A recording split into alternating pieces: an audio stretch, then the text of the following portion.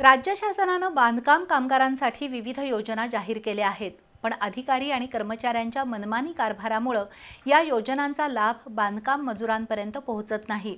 याच्या निषेधार्थ आज लाल बावटा बांधकाम कामगार संघटनेच्या वतीनं कोल्हापुरातील सहाय्यक कामगार आयुक्त कार्यालयावर धडक मोर्चा काढण्यात आला।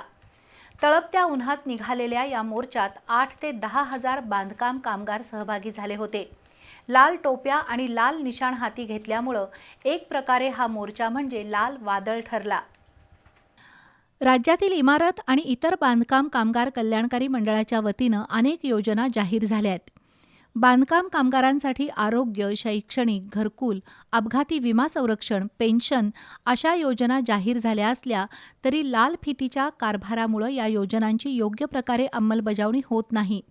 त्यामुळे अनेक बांधकाम कामगार शासकीय योजनांपासून वंचित राहतात। याच्या विरोधात आज लाल बावटा बांधकाम कामगार संघटनेनं कोल्हापुरातील सहाय्यक कामगार आयुक्त कार्यालयावर धडक मोर्चा काढला। भर दुपारी 1 वाजण्याच्या सुमारास तळपत्या उन्हात कॉम्रेड भरमाण्णा कांबळे, शिवगोंडा खोत, शिवाजीराव मगदूम यांच्या नेतृत्वाखाली या मोर्चाला दसरा चौकातून प्रारंभ झाला।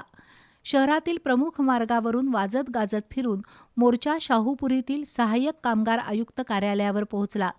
त्यानंतर मनमानी कारभार करणाऱ्या शासकीय अधिकाऱ्यांचा निषेध नोंदवण्यात आला।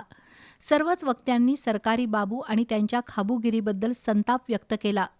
त्यानंतर एकूण 18 मागण्यांचं निवेदन सहाय्यक कामगार आयुक्त विशाल घोडके यांना देण्यात आलं। या कार्यालयानं आपल्या कामकाजामध्ये सुधारणा करावी, अन्यथा याहीपेक्षा विराट मोर्चा काढण्याचा इशारा संघटना नेत्यांनी दिला आहे। सर्व मोर्चेकऱ्यांनी लाल टोप्या आणि लाल निशाण घेऊन काढलेल्या मोर्चामुळे एक प्रकारे आज लाल वादळाची प्रचिती दिसून आली।